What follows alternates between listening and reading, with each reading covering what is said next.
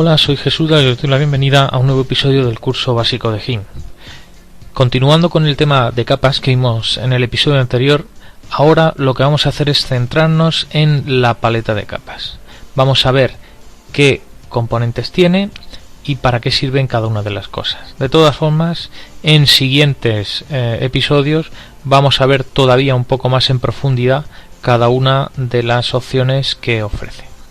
Para una mayor comodidad, lo que vamos a hacer va a ser extraer la paleta de capas y la vamos a ampliar un poquillo el tamaño de la ventana para ir viendo poco a poco qué es lo que tiene.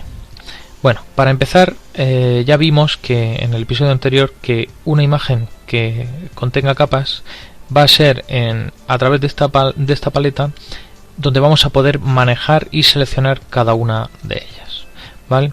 Lo primero que nos va a interesar saber de la paleta de capas y que también vimos en algunos episodios anteriores es que este botoncito de aquí, este triangulito pequeño, nos sirve para mostrar un menú en el que, como podéis ver, hay un montón de opciones relacionadas con la paleta que tenemos abierta, en este caso la paleta de capas. Entonces veis que hay un montón de opciones que veremos más adelante y que podemos acceder a ellas a través de este menú. Y bueno, ya también lo comentamos antes, pero es bueno repasarlo. Mediante el menú añadir pestaña vamos a poder añadir otra serie de pestañas en el caso de que las necesitemos o de que las hayamos cerrado sin darnos cuenta. Lo siguiente que vemos en la paleta de capas es el modo de mezcla. El modo de mezcla es una lista desplegable donde podemos elegir de qué manera una capa se mezcla con las capas que tiene debajo suya dentro de la pila, ¿vale? Por ejemplo, vamos a seleccionar la capa amarilla y podríamos cambiar el modo de mezcla y veríamos cómo, aunque realmente la capa sigue teniendo un círculo de color amarillo, a la hora de mezclarse con las capas que hay justo debajo vemos que aparecen diferentes colores, ¿vale? Dependiendo del modo de mezcla que tengamos utilizado. De momento nos va a servir con saber que los modos de mezcla de las capas se configuran ahí. Luego tenemos otro control que es para regular la opacidad de la capa, ¿vale? Ya vimos que una capa, cuando tiene píxeles, no deja ver los píxeles de las capas que hay debajo, pero si tiene transparencia sí las deja ver, ¿vale? Pues bien, una de las cosas que podemos hacer es regular la opacidad de una capa de manera que sea más o menos transparente y de esa forma nos deja ver más o menos píxeles de las capas que hay justo debajo de ella.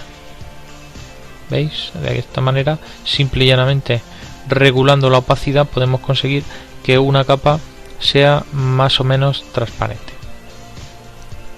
Luego tenemos dos controles aquí, que es para bloquear los píxeles o bloquear los píxeles transparentes o el canal alfa. ¿Para qué sirve esto? Pues muy sencillo. Cuando yo quiero modificar una capa, si yo por ejemplo voy a desactivar y voy a dejar solo una para que lo veáis mucho más claro. Si yo por ejemplo cojo y utilizo una herramienta, la herramienta pincel, y pinto sobre esta capa, veis que el trazo que acabo de realizar va llenando de color negro, porque es el color que tengo seleccionado aquí, va llenando de color negro cada uno de los píxeles por encima de los que voy pasando, ¿vale? Eso implica que no solo mancho la zona transparente, sino la zona del círculo amarillo. ¿Veis? Si yo por ejemplo ahora activo las otras capas y las coloco siguiendo el trazo, veis que de esta manera digamos que el trazo cubriría todos los píxeles de la capa que tengo seleccionada, ¿vale? Ahora bien, una vez que imaginaos que yo quiero, en lugar de pintar por toda la superficie, quiero proteger mi capa para que si por error pinto algo no se estropee ni se pinte por encima de ningún píxel de la imagen. Entonces lo que haría sería darle a la opción bloquear píxeles, de manera que aunque yo intente pintar, veis que de ninguna manera GIMP me deja pintar encima de los píxeles de esta capa. Si quisiera pintar en los píxeles de la capa de abajo no tendría mayor problema, porque no tiene bloqueado la opción de bloquear píxeles. Pero si esta capa que tiene esta opción bloqueada me va a impedir el pintar encima. Ahora bien, una vez que he desbloqueado la pintura de los píxeles, podría hacer todavía una vuelta de tuerca más y decirle a GIMP que me bloqueara la transparencia, es decir, que me deje pintar pero solo en aquellas zonas que no sean transparentes.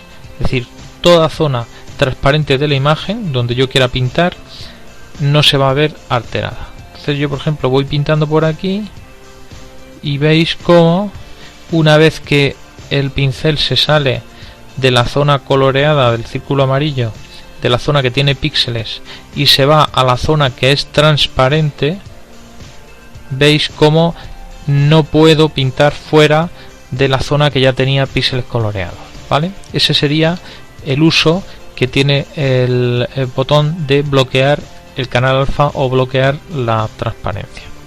Muy bien. Y luego lo que vemos abajo es la pila de capas.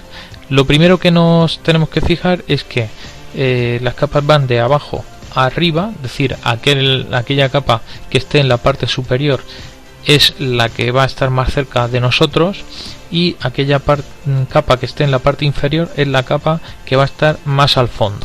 Muy bien. Vale, entonces una de las cosas que nos tiene que quedar clara es que, como cuando yo trabajo con capas, trabajo con cada una de ellas de manera totalmente independiente, me resulta muy necesario saber en cada momento con qué capa estoy trabajando. Es decir, si yo ahora mismo me pongo a pintar, ¿sobre qué capa de las 5 estaría pintando? ¿Sobre la capa de fondo? ¿Sobre la capa de texto? ¿Sobre la capa de los círculos de colores? Pues la manera de saberlo es fijándonos en que cuando yo tengo seleccionada una capa, GIMP la resalta en un color, y además el borde de esa capa, en lugar de ser negro, es totalmente blanco. Eso me indica que si yo, por ejemplo, ahora pinto, donde realmente estoy pintando es encima de la capa que tiene el círculo amarillo, y de hecho en la previsualización que nos hace GIMP de esa capa podemos ver el trazo que acabo de realizar. Si quisiera pintar sobre otra capa, lo que tengo que hacer es hacerle clic en ella y seleccionarla, ¿vale? En todas las capas GIMP nos va a mostrar una previsualización de las capas, del contenido que tiene esa capa, excepto en las capas de texto, que son unas capas un poco diferentes a las normales, ya lo veremos en futuros capítulos, y que en estas capas lo que se nos muestra es el icono de texto, ¿vale? Un icono con una T y un folio abajo, en representación de una capa, y que ya veremos en el futuro que tienen un uso un poco diferente a las capas de pintura tradicionales, ¿vale? Bien, entonces vemos también, siguiendo con el repaso de las opciones de la paleta de capa, vemos también que en la parte izquierda tenemos una fila con unos ojos. Estos ojos lo que nos dicen es si esa capa es visible o invisible. Si yo, por ejemplo, le hago clic al ojo, vemos que el contenido de la capa deja de estar visible. Mucho cuidado, porque no significa que la capa haya desaparecido o la hayamos borrado. Solamente significa que queda invisible, es decir, no está activa, con lo cual no la estamos viendo, pero la capa sigue ahí. De hecho, si ahora, por ejemplo, vamos a hacer una prueba, si yo cojo, selecciono la capa azul y la oculto haciendo clic en el icono del ojo y pinto, veis que parece que no ha pasado nada, pero en realidad sí que ha pasado. Yo he estado pintando sobre esa capa, como se puede comprobar ahora, pero al no tenerla visible no veía lo que estaba pasando con ella, ¿vale? Entonces siempre uno de los fallos típicos que suele tener la gente es tener una capa, querer modificar una capa, por ejemplo la capa del círculo azul, pero tener seleccionada otra capa que además está oculta, con lo cual uno se pone a trabajar, parece que algo está fallando, que GIMP no está funcionando, pero lo que está pasando realmente es que estoy trabajando con la capa que no es y además la tengo oculta, con lo cual tampoco estoy viendo qué es lo que está pasando ahí. Muy bien. Otra de las cosas que podemos hacer con la paleta de capas es enlazar capas, ¿vale? En esta columna, cuando yo hago clic en una de las capas, lo que aparece es un icono de una cadenita. Esta cadenita lo que me va a permitir es enlazar capas, de modo que cuando yo mueva una de ellas, aquellas capas que están enlazadas a esta se mueven al mismo tiempo. Esto ya lo veremos con más profundidad en siguientes capítulos. Y luego, para terminar, vemos que tenemos aquí una serie de iconos que nos sirven para hacer algunas cosas más con las capas. El primer icono nos va a permitir crear una capa nueva. Le hacemos clic y nos aparece una ventanita donde podemos ponerle el nombre a nuestra nueva capa y nos aparecerá ahí. Veis que por defecto aparece totalmente transparente. El siguiente icono nos va a permitir crear grupos de capas, que esto ya lo veremos más adelante, pero que básicamente consiste en crear una especie de carpeta dentro de la cual yo puedo meter capas y así puedo organizar mejor mi trabajo cuando tengo imágenes con muchas capas y necesito también tener muy claro qué elementos de la imagen pertenecen a un grupo o a otro para operar con ellos de manera mucho más cómoda y más rápida. Luego vamos a tener dos flechas que nos van a permitir mover las capas dentro de la pila. Esto ya lo vimos un poco en el primer ejercicio. Le voy dando a la capa del círculo rojo, la voy subiendo y la voy bajando. Por ejemplo, si la coloco justo debajo de la capa de fondo, como la capa de fondo no tiene píxeles transparentes, quedaría totalmente oculta.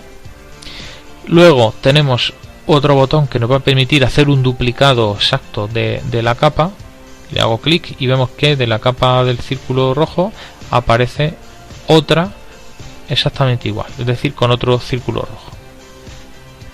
Y hay otro botón que veremos más adelante cuando veamos las selecciones, que es para anclar las capas flotantes. Y por último el botón de eliminar o borrar una capa. Si yo tengo seleccionada esta capa que acabo de duplicar antes, le hago clic al botón de borrar y automáticamente GIMP la elimina. Pues nada, os insto a que abráis el archivo del ejercicio y hagáis pruebas con las capas de los diferentes círculos, la capa de texto, las mováis, las cambiéis de posición, las dupliquéis, eliminéis y os vayáis familiarizando un poco con la paleta de capas. Seguimos en el siguiente episodio profundizando más en la herramienta de capas.